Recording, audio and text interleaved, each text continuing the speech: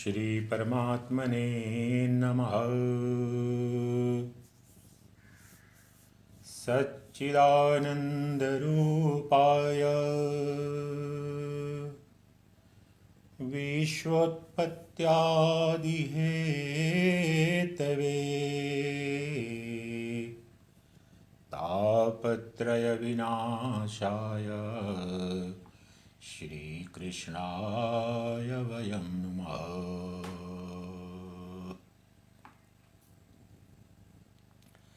Swami Vivekananda on Bhagavad Gita. As I introduced you, Swami Vivekananda has given very brilliant commentary on some of the verses of the Bhagavad Gita, and the same I am presenting before you, the selected verses of Bhagavad Gita as viewed and as commented upon by Swami Vivekananda during his various lectures, and the same has been compiled and published by Advaita Ashram of the Ramakrishna Mission.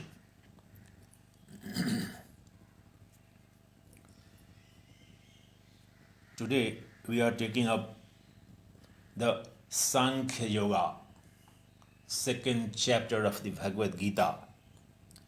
And Sankhya Yoga is the chapter on which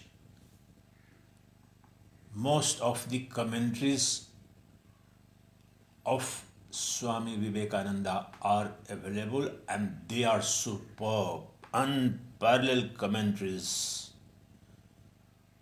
So, the Sankhya Yoga, that is the second chapter of Bhagavad Gita, has the largest number of verses upon which commentaries of Swami Vivekananda is available and has been compiled. So, some of the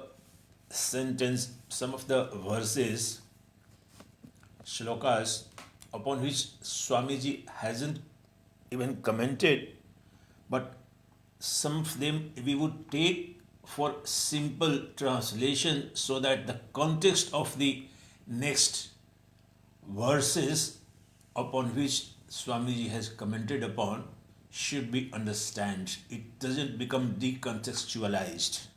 So let's go straight to the second chapter of Bhagavad Gita, that is Sankhya Yoga, the yoga of knowledge.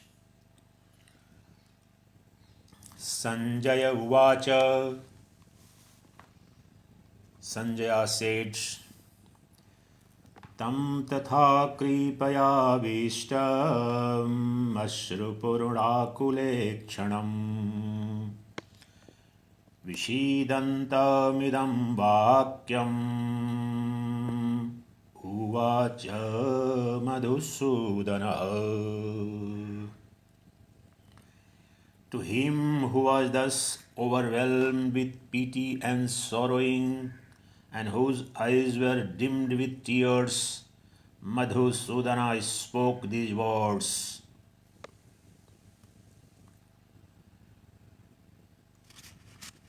Shri Bhagavan Uvacha, the Blessed Lord said.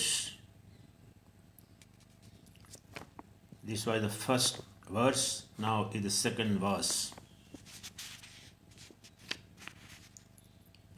The Blessed Lord said, Kutastva kashmalamidam vishame samupasthitam anarya justamaswargyam akirti karamarjunam. In such a strait, whence comes upon thee, O Arjuna, this dejection, un-Aryan-like, unmanly, disgraceful, and contrary to the attainment of heaven? Kshatriya warriors, through their just wars and fights, seek heaven. Klaibyam. Now, the third verse.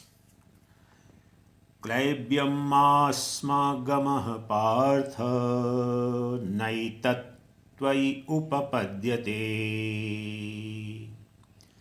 Kshudram hridaya daurbalyam tyaktva otishta parantapa.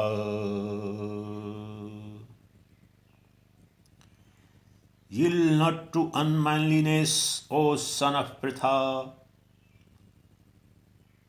Ill doth it become thee. Cast off this mean faint-heartedness and arise, O scorcher of thine in image. Now begins the commentary of Swami Vivekananda on second and third verse of Sankhya Yoga, that is the second chapter of Bhagavad Gita. There is a brilliant commentary, an exhaustive commentary of Swami Vivekananda is available on second and third verses of this chapter. Swamiji says, because this predicament with which Bhagavad Gita begins, when due to his ignorance and delusion, Arjuna declines to fight the just war. So this mindset Swami Vivekananda is trying to comment upon in the light of the supreme knowledge of the Upanishads. The Bhagavad Gita is the nectarine and quintessence of Upanishads, which is a supreme knowledge of the Vedic culture. So now, what does Swami Vivekananda say on this predicament of Arjuna? And as Lord Krishna is saying that where does this unmanliness, this weakness, this delusion, this cowardice, O Arjuna, has come in you at a time of war, a just war. Now, this is the commentary of Swami Vivekananda on this as follows. In the shlokas beginning with Tam Tatha Kripayavishtam, how poetically, how beautifully has Arjuna's real position been painted. Then Shri Krishna advises Arjuna, and in the words of Klaibyam Masma Gamah Partha, etc., why is he goading Arjuna to fight? Why Lord Krishna is goading Arjuna to fight? Because it was not that the disinclination of Arjuna to fight arose out of the overwhelming predominance of pure sattva guna. It was all tamas, inertia, that and darkness that brought on this unwillingness. The nature of a mind of sattva guna is that he is equally calm in all situations in life, whether it be prosperity or adversity. But Arjuna was afraid, he was overwhelmed with pity, that he had the instinct and the inclination to fight is proved by the simple fact that he came to the battlefield with no other purpose than that. Frequently in our lives, Also, such things are seen to happen. Many people think they are sattvic by nature, but they are really nothing but tamasic. Many living in an uncleanly way regard themselves as Paramahansas. Why? Because the Shastras say that Paramahansas live like one inert or mad or like an unclean spirit. Paramahansas are compared to children, but here it should be understood that the comparison is one sided.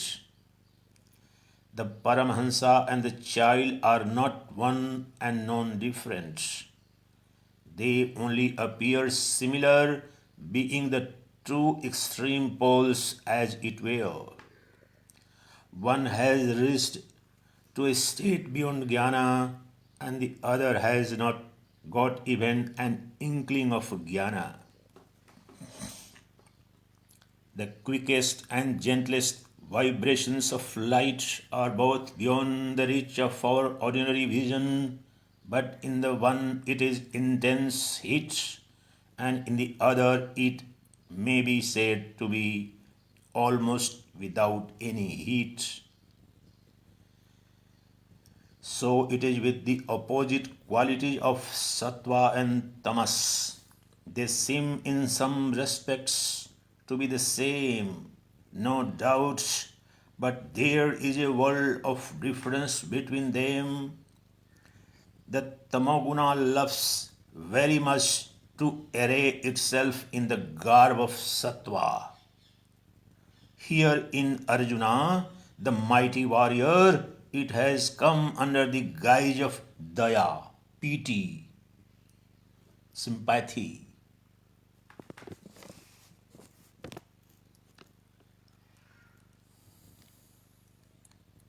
In order to remove this delusion which had overtaken Arjuna, what did the Bhagwan say? As I always preach that you should not decry a man by calling him a sinner, but that you should draw his attention to the omnipotent power that is in him. In the same way does the Bhagavan speak to Arjuna. Naitat-tvai upapadyate. Naitat-tvai upapadyate. It doth not befit thee. It doth not befit thee. तुम्हें शोभा नहीं देता. That art Atman, thou art Atman imperishable beyond all evil. Thou art Atman imperishable beyond all evil. Having forgotten thy real nature, thou hast, by thinking thyself a sinner, as one afflicted with bodily evils and mental grief, thou hast made thyself so. This doth not befit thee. This doth not befit thee. So says the Bhagavan, Lord Krishna. Klaibyam masma gamah partha. Ill not to unmanliness. Ill not to unmanliness. O son of Pritha, there is in the world neither sin nor misery, neither disease nor grief. If there is anything in the world which can be called sin, it is this: fear.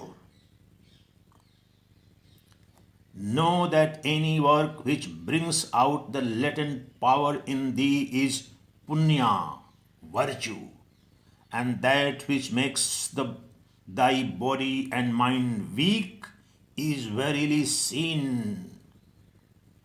Listen this line very carefully, because here is quintessential Swami Vivekananda. there is in the world neither sin nor misery, neither disease nor grief. If there is anything in the world which can be called sin, it is this fear. Know that any work which brings out the latent power in thee is punya, virtue, and that which makes thy body and mind weak is verily sin, papa. Shake off this weakness, this faint-heartedness. Shake off this weakness, this faint-heartedness. Klaibyam masma gamah partha. Thou art a hero, a veera.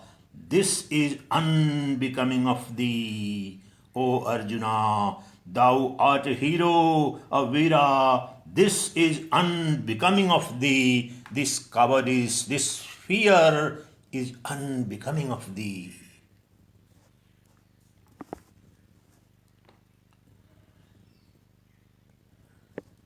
If you, my sons, can proclaim this message to the world, Klaibyam masma gamah partha, then all this disease, grief, sin and sorrow will vanish from off the face of the earth in 3 days. These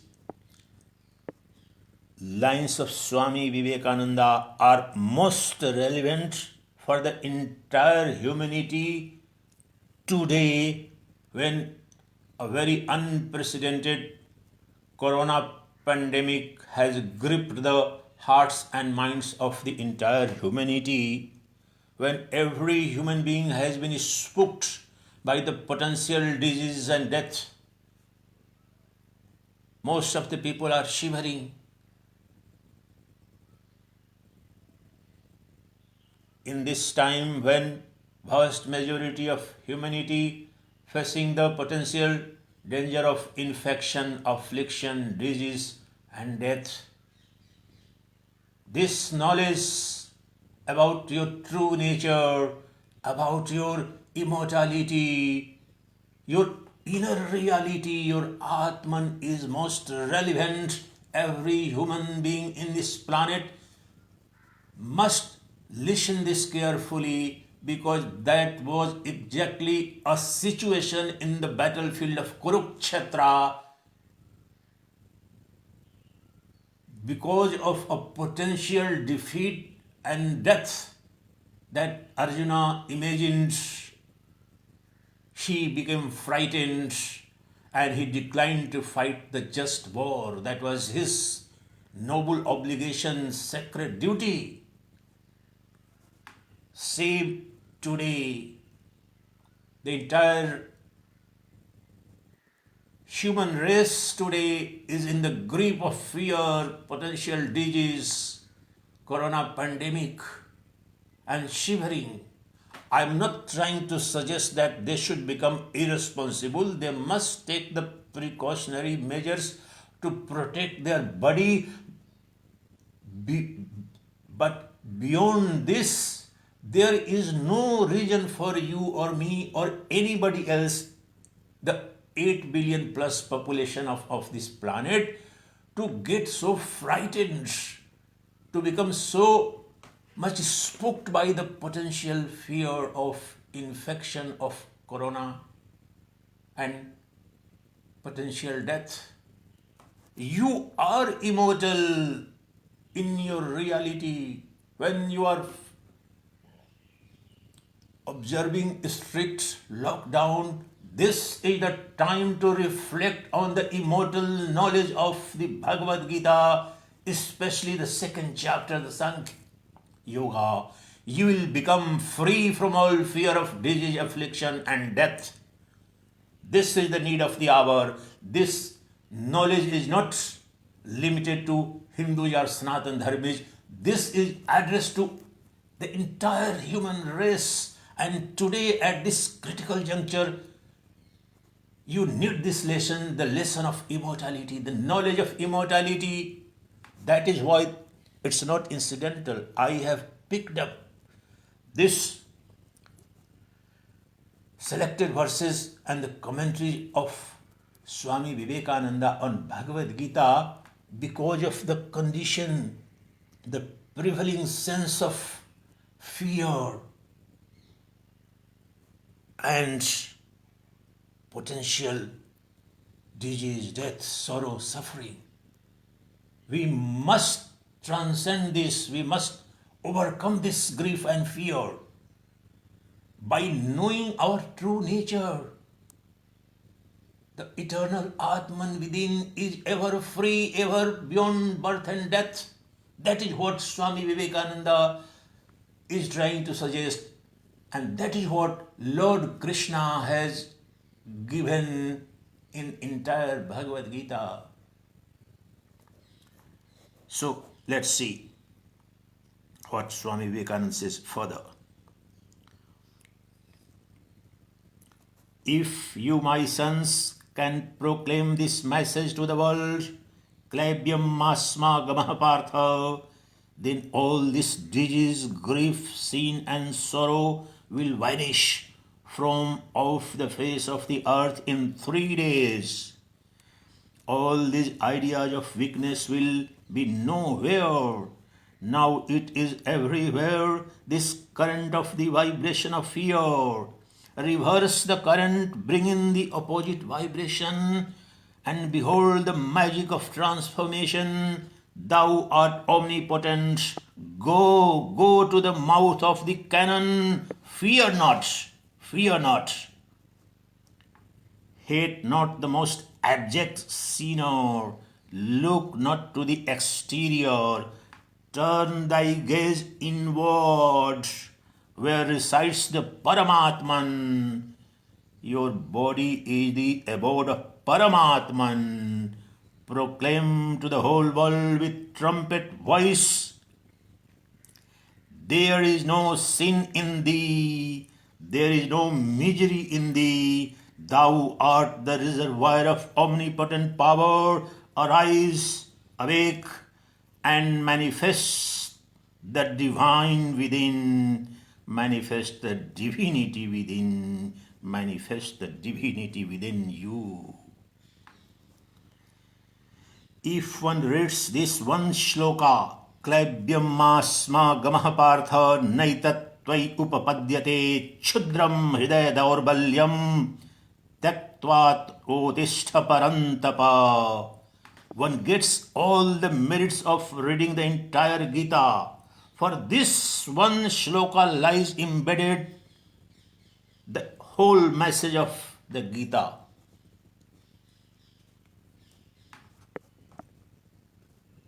Listen it carefully. These are the views of Swami Vivekananda about the importance of this sloka of second and third verses of second chapter. One gets all the merits of reading the entire Gita, for in this one shloka, that is the third verse, third shloka of the second chapter. Let me repeat again to make it clear to you.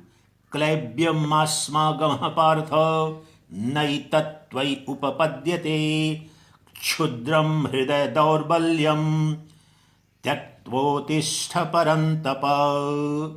The literal meaning is, ill not to unmanliness, O son of Pritha, it become thee. Cast off this mean faint-heartedness and arise, O scorcher of thine enemy. About this verse, Swami Vivekananda says that this one sentence, if you understand the true significance of this, can revolutionize your entire life, because this is the pillar upon which the entire instruction, the teaching and knowledge of Bhagavad Gita is based, is resting, is superimposed. Understand the deeper psychological, philosophical and spiritual implications of this sloka. and declarations by Lord Krishna and as interpreted by Swami Vivekananda. If one reads this one shloka, Klebyam masma gamah partha naitat tvai upapadyate Shudram hridaya daurbalyam tyaktvotishtha parantapa. One gets all the merits of reading the entire Gita, for in this one shloka lies embedded the whole message of the Gita. Further, Swamiji says, Ill not to unmanliness, O son of Pritha, ill doth it befit thee, cast off this mean faint-heartedness and arise, O scourger of thy enemies. In these and similar passages in the Gita, the Lord is showing the way to Dharma. The Lord is showing the way to Dharma to entire mankind, entire humanity. This is not limited to one Kshatriya warrior in the field of Kurukshetra. Arjuna symbolizes entire human race. There is not an iota of racial or geographic distinction in the universal cosmic teachings of Bhagavad Gita. This is addressed for entire humanity. This is about the state of mind every human being sometimes suffers, and the potential divinity within him or her that needs to be revealed.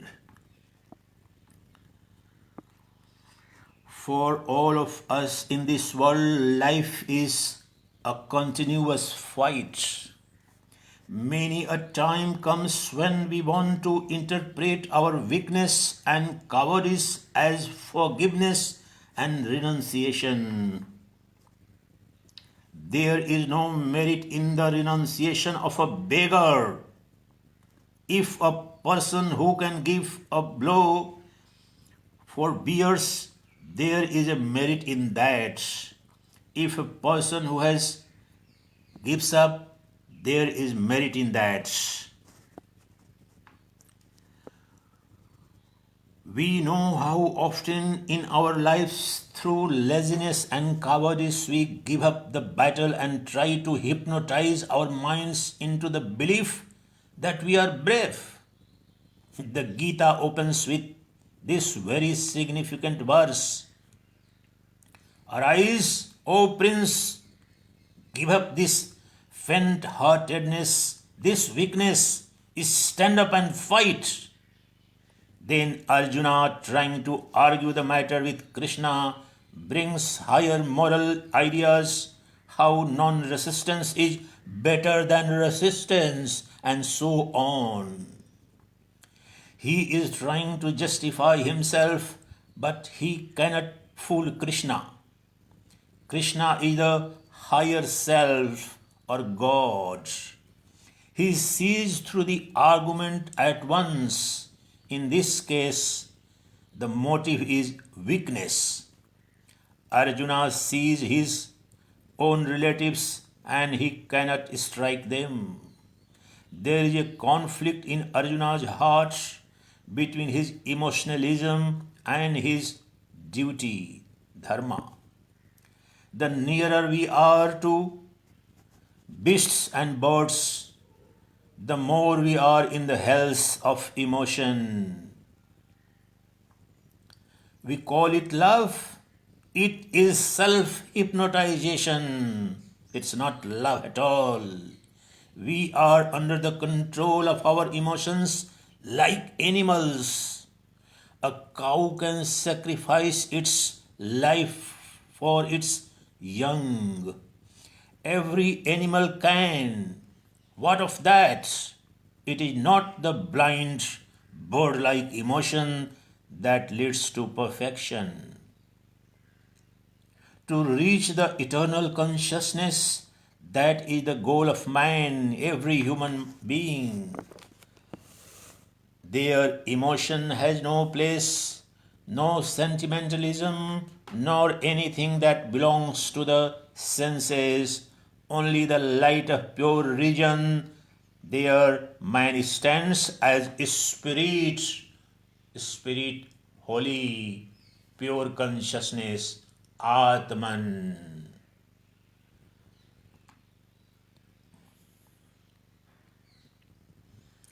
In reading the Bhagavad Gita, many of you in Western countries may have felt astonished at the second chapter of Gita, wherein Sri Krishna calls Arjuna a hypocrite and a coward because of his refusal to fight or offer resistance on account of his adversaries being his friends and relatives, making the plea that non-resistance was the highest ideal of love. This is a great lesson for us all to learn that in all matters the true extremes are alike. The extreme positive and the extreme negative are always similar. Very profound revelation of human psychology, as Swami Vivekananda is saying. The extreme positive and extreme negative are always similar. When the vibrations of light are too low, we don't see them, nor do we see them when they are too rapid. So with sound, when very low in pitch, we don't hear it. When very high, we don't hear it either. Of like nature is the difference between resistance and non-resistance. One man does not resist because he is weak, lazy, and cannot, not because he will not. The other man knows that he can strike an irresistible blow if he likes. Yet he not only does not strike but blesses his enemies.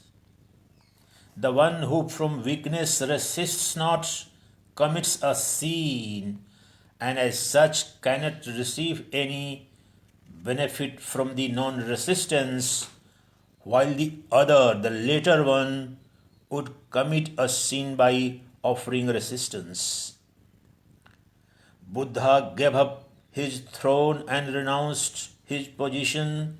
That was true renunciation.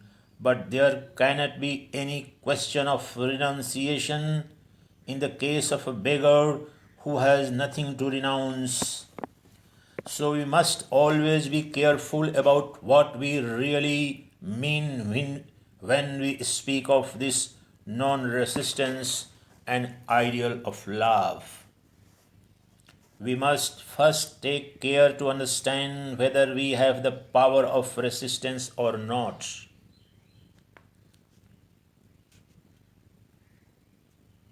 क्षमा शोभती उस भुजंग को जिसके पास गरल हो, उसको क्या जो दंतहीन हो, विषरहित विनीत सरल हो. So we must always be careful about what we really mean when we speak of this non-resistance and the ideal love. We must first take care to understand whether we have the power of resistance or not. Then, having the power, if we renounce it and do not resist, we are doing a grand act of love. But if we cannot resist and yet at the same time try to deceive ourselves into the belief that we are actuated by motives of the highest love, we are doing the exact opposite. Arjuna became a coward at the sight of the mighty array against him. His love made him forget his duty towards his country and king. That is why Sri Krishna told him that he was a hypocrite, Pakhandi. Thou talkest like a wise man, but thy actions betray thee to be a coward. Therefore stand up and fight. And mark you, those things which you see in pusillanimous, effeminate folk who speak in a nasal tone, chewing every syllable, whose voice is as thin as of one who has been starving for a week, who are like a tattered wet rag, who never protest or are moved even by kicked by anybody. Those are the signs of the lowest tamasa. Those are the signs of death, not of sattva. All corruption and stench. It is because Arjuna was going to fall into the ranks of these men that the Lord is explaining matters to him so elaborately in the Gita. Is that not the fact? Listen to the very first words that came out of the mouth of Lord Krishna. Klaibyam masma gamah partha naitat tvai upapadyate. Yield not to unmanliness, O Partha. It doth not befit thee. And then later, tasmat tvamutistha yasho labhasva. Therefore do thou arise and acquire fame. Coming under the influence of the Jains, Buddhas, and others who have joined the lines of those tamasic people. During these last 1,000 years, listen very carefully what Swamiji is saying here, because that is so relevant for India, Indians, and the history of last 1,000 years, the history of subjugation, defeat, being ruled by others. This unmanliness as described by Lord Krishna is what explains the 1,000 years old slavery, political slavery, economic slavery suffered by Indians. And even today, I dare say, of course, we are a politically sovereign republic, but yet mentally, intellectually, culturally, the minds of Indians have been colonized. They always keep looking up to the Western values. They always keep looking up to the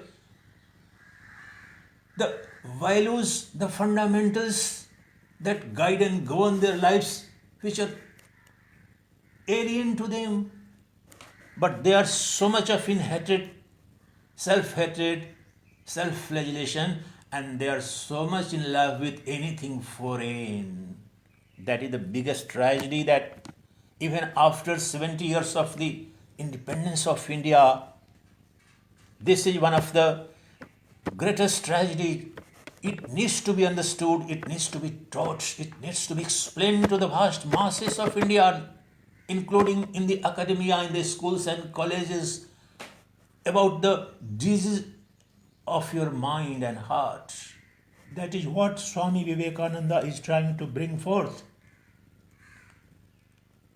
And these teachings had a great role to play in the freedom movement of India in 19th and 20th century. So listen this carefully, the next lines. During these last 1,000 years, the whole country, that is India he is referring to, during these last 1,000 years, the whole country is filling the air with the name of the Lord and is sending its prayers to Him. And the Lord is never lending His ears to them. Why? And why should He? When even man never hears the cries of the fool, do you think God will? Now the only way out is to listen to the words of the Lord of the Gita. Klebhyam masma gamah partha naitat tvai upapadyate. Yield not to unmanliness, O Partha, tasmat tvam utistha yasho labhasva. Therefore, do thou arise and acquire fame. Do thou arise and acquire fame. That is the greatest message of Bhagavad Gita. This is relevant to every human being, whether Indian or otherwise, because Arjuna is a representative of a human mind. But this knowledge is so relevant to India given the 1000 years of unmanliness we Indians have been struck with in grip of. Even today, the intellectual colonization of Indians continues. The independent thought process of Indians based on your own roots and values, the grand philosophies, you have lost. In the garb of non-violence and peace, we Indians keep behaving like hypocrites. We don't have power to resist, proclaim that we are the lovers of peace and weakness. No, no one weak person, no weak, decimated, effeminate, docile person can be non-violent or true lover of peace. Peace and non-violence are the weapons of the mightiest, the most courageous. The heroes alone first become a hero, and then you can adopt the path of non-violence and reconciliation and pardoning.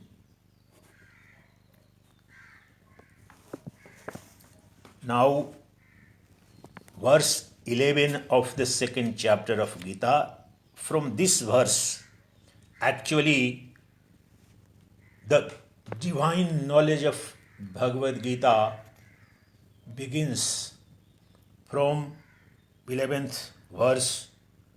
The eternal and immortal and universal divine wisdom as imparted by Lord Krishna in Bhagavad Gita begins, and on this Swami Vivekananda fortunately also has commented upon.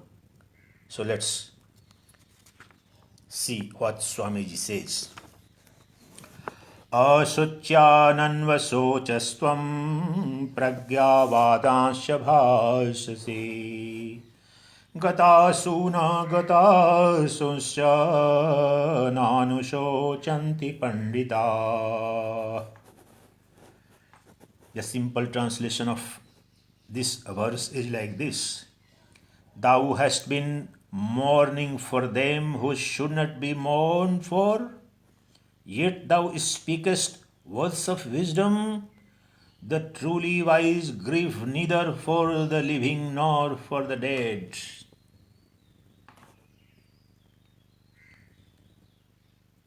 Now, commentary of Swami Vivekananda on this verse, verse 11 of Sankhya Yoga. There is a conflict in Arjuna's heart between his emotionalism and his duty. The nearer we are to beasts and birds, the more we are in the hells of emotion. We call it love.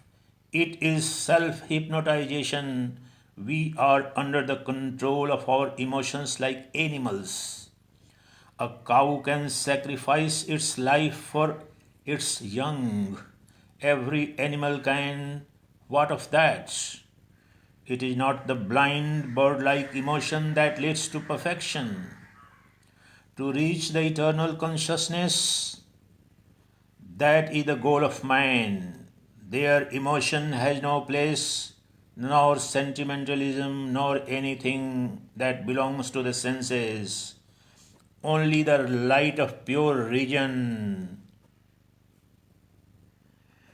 There man stands as spirit, the Atman. Now Arjuna is under the control of this emotionalism. He is not what he should be, a great self-controlled, enlightened sage working through the eternal light of reason. He has become like an animal, like a baby, just letting his heart carry away his brain, his reason, making a fool of himself and trying to cover his weakness with the flowery names of love and so on. Krishna sees through that. Arjuna talks like a man of little learning and brings out many reasons, but at the same time he talks the language of a fool. The sage is not sorry for those that are living, nor for those that die. Even forgiveness, if weak and passive, is not true. Fight is better, fight is better. Forgive when you could bring legions of angels to the victory. Krishna, the charioteer of Arjuna, hears him say, "Let us forgive our enemies," and answers, "You speak the words of wise men, but you are not a wise man, but a coward." You speak the words of wise men, but you are not a wise man, but a coward. In most of the situations, each one of us is being addressed by the Supreme Self, the supremely self-realized Lord, the conscience within. As a lotus leaf living in the water yet untouched by it, so should the soul be in the world. This is a battlefield. Fight your way out. Life in this world is an attempt to see God. The human life is an occasion, a great opportunity to self-realization. That is what Swami Vivekananda is saying, and that is what in Vedic culture you must understand. This knowledge, this divine wisdom imparted on the battlefield of Kurukshetra is essentially transcendental, is spiritual, metaphysical knowledge that is eternal, universal, applicable to each one of us. But it has a practical context. It has a context that each one of us is confronted at one or the other point of time, and most of us every day in some or the other context. Therefore, this greatest psychological revelation must be pondered over deeply, reflected upon deeply, given our own personal, individual, and also the collective predicaments we at times are confronted with.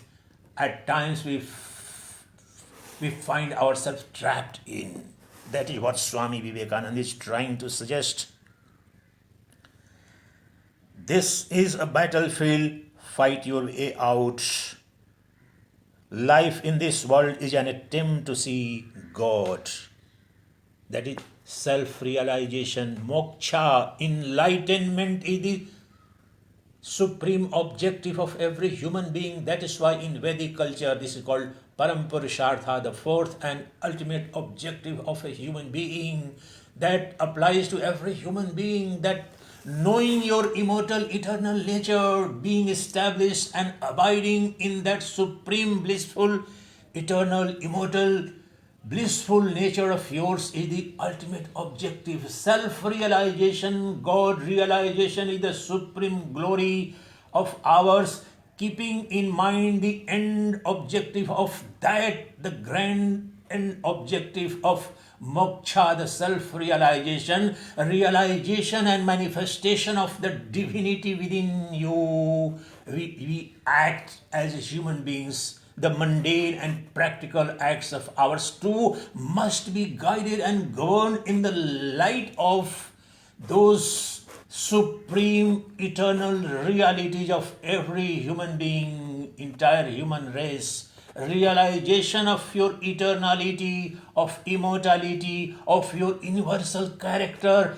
must be the predominant It is the ultimate objective of your life. Therefore, Swami Vivekananda is trying to suggest and bring here in the dialogue and predicament that Arjuna is at the battlefield of Kurukshetra, that once you keep your objective clear before you, that supreme objective of mine is the realization of my eternal immortal nature, that which is blissful, that which is the infinite ocean of love, bliss and beauty, then in that light, the sorrows and sufferings of the body, the trivialities of the hurts and defeats and despise in daily behavior doesn't matter. You will be focused on the supreme goal, and thereby, in the light of those beliefs and objectives, every thought, word, and action of yours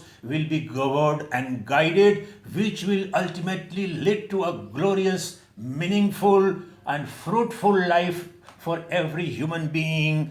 That is the supreme instruction of the Bhagavad Gita. That is one of the greatest instructions and lessons that each one of us, irrespective of our station of life, whether you are a young child or you are a youth or a housewife or somebody engaged in business or a public servant or a politician or a businessman or an industrialist, it cuts across all time and climb. This eternal wisdom, this knowledge of Lord Krishna must be the guiding principle, and once this becomes the guiding principle, that individual, that family, that country, that caste, and that race and that age becomes the age immortal, then the highest attainments of the human potential for the vast majority of humanity becomes. That is what we call Satyuga.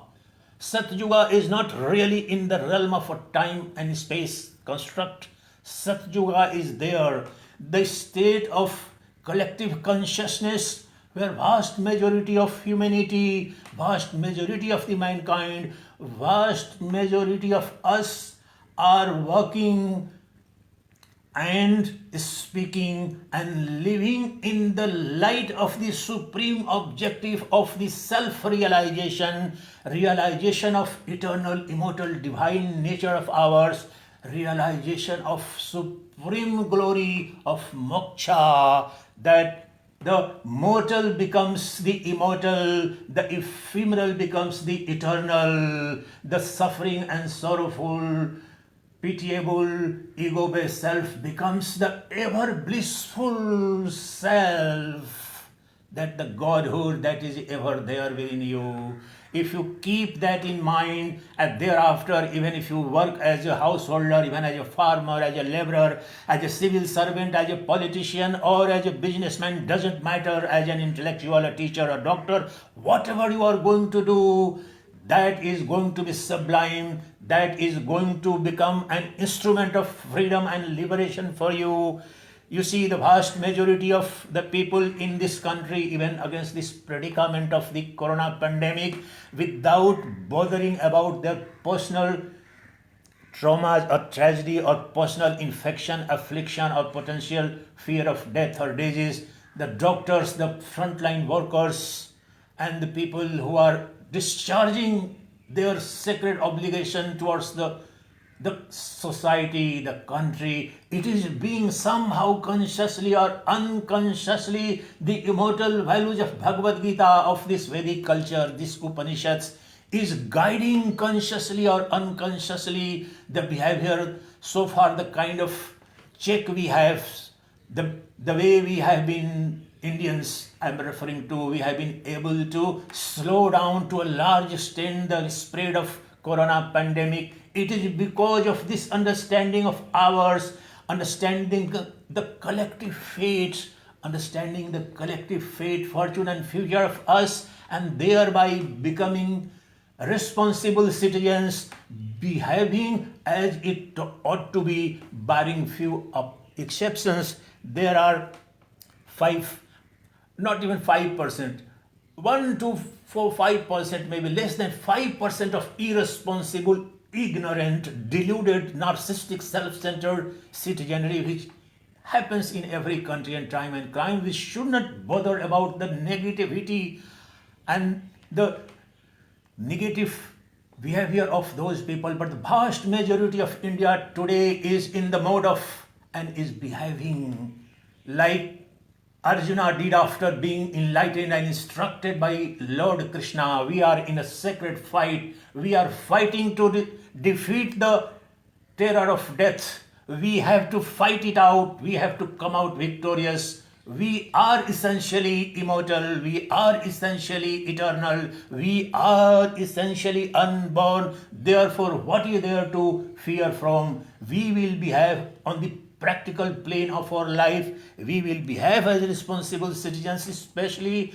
because if you get infected, you are most likely to infect hundreds of other people. That's why it is sacred obligation today to behave and live and speak and act in the light of these eternal truths.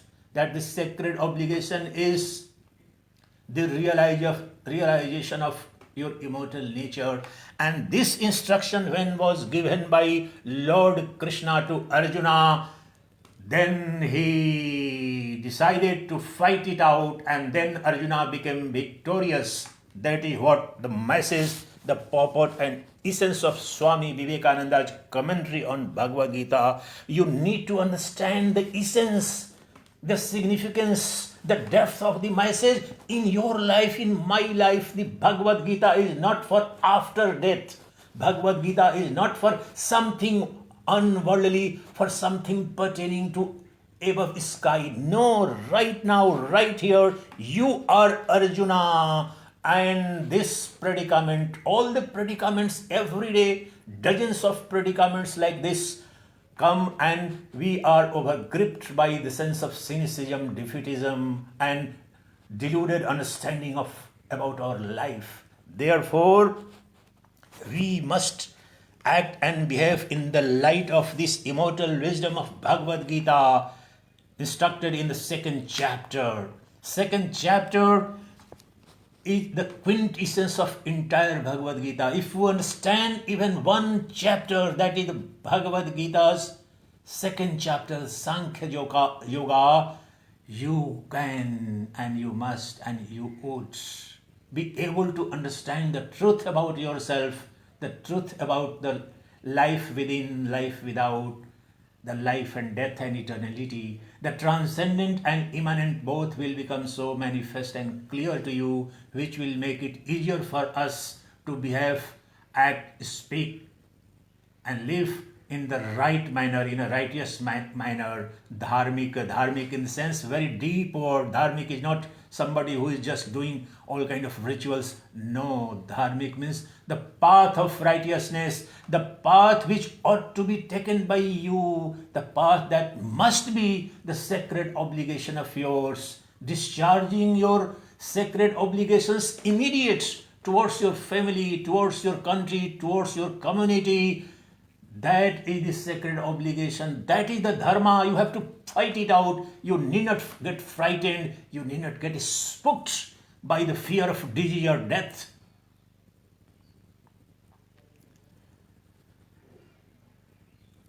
This is a battlefield. This life itself is a battlefield. Fight yourself out. Life in this world is an attempt to see God. Make your life a manifestation of will strengthened by renunciation. The next verse, 12th verse of the second chapter, we will take a couple of more verses and then I'll conclude, because this knowledge is good enough to reflect upon. These are so fundamental truths. न त्वेवाहं जातु नासं न त्वं नेमे जनाधिपा न चैव न भविष्यामः सर्वे वै मतः परम्. Simple meaning, simple English of this verse. Neither myself nor yourself, nor these kings have been not, and never shall we all cease to be. We are always there even after the death of the body. Listen this immortal instruction of Lord. And now in the words of Swami Vivekananda, how Swami Vivekananda looks upon this verse.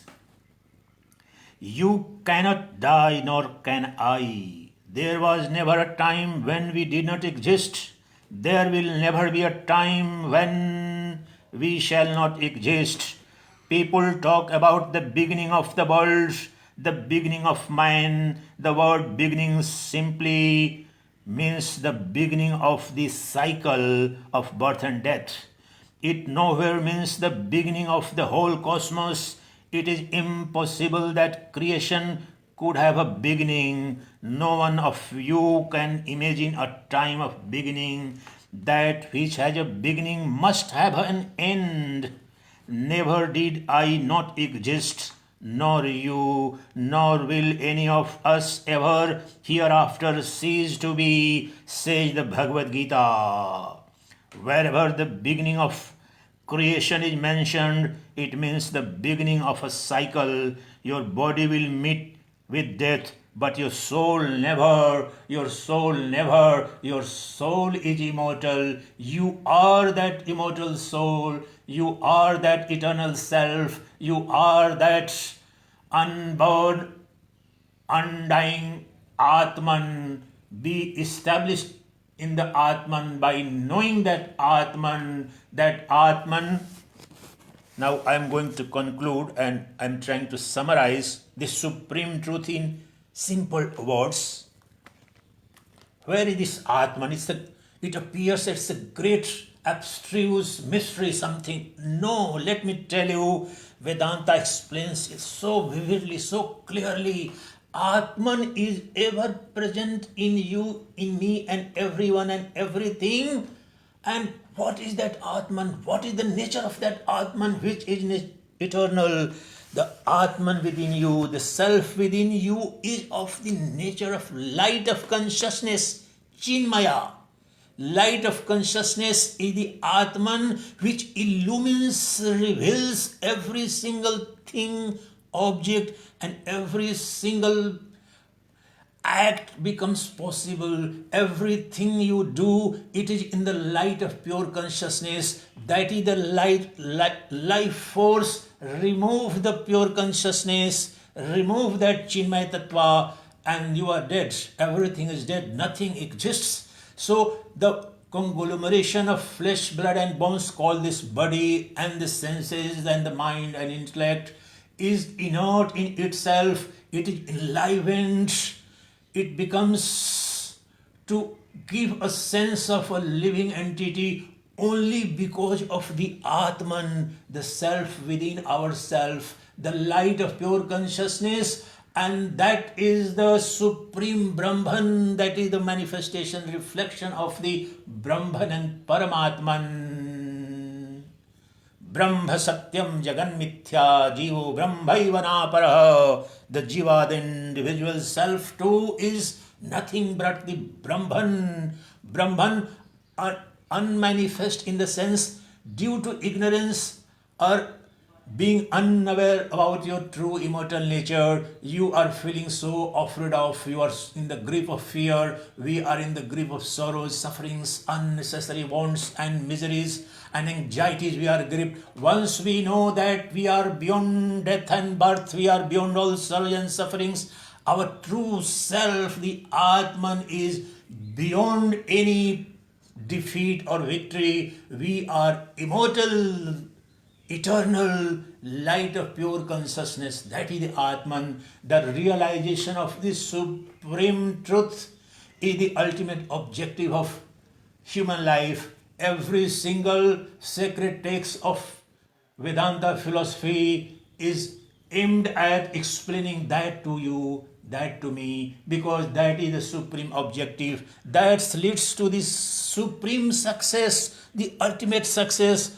after realizing which there is no defeat, there is no cynicism, there is no sorrow, and there is no suffering, there is only victory, victory, victory, and victory alone, because you become invincible, because you are invincible.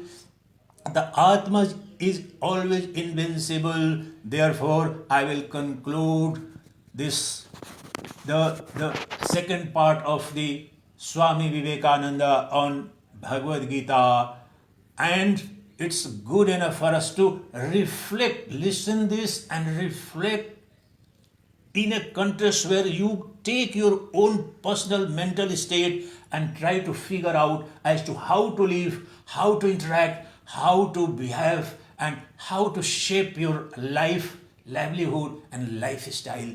That is the wisdom of Lord Krishna as interpreted and seen by Swami Vivekananda.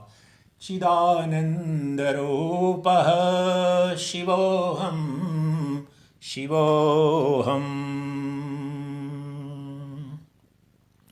Yatra Yogeshwarah Krishno Yatra Partho Dhanurdharaha Tatra Shri Vijayo Bhutir Dhruvani Tirmatir Mama Dhruvani Tirmatir Mama Om Hari Om Tat Sat